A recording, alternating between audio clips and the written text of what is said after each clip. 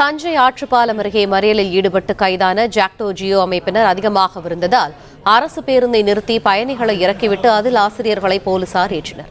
இதனால் பேருந்தில் மருத்துவமனைக்கு சென்ற நோயாளிகள் பாதிக்கப்பட்டனர். இது தொடர்பான மேலும் தகவல்களை எமது செய்தியாளர் ராஜா வழங்க கேட்கலாம். ராஜா, தற்போது அங்க இருக்கக்கூடிய சூழல் என விரிவான தகவல்களை பகிர்ந்துக்க.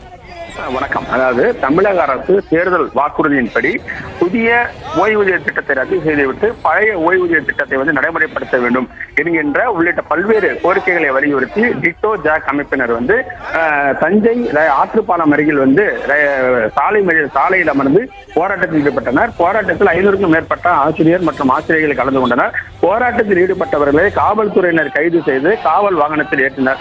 ஆனால் போதிய அளவிற்கு, அதாவது கைது செய்யப்பட்டவர்களை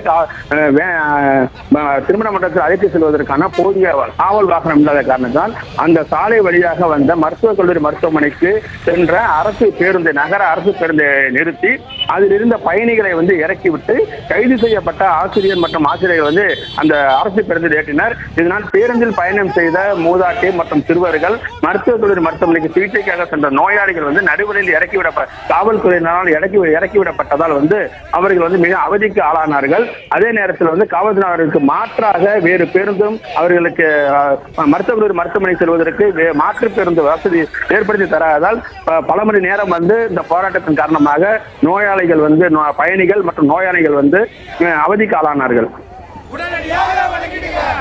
நன்றி ராஜா, விரிவான தகவல்.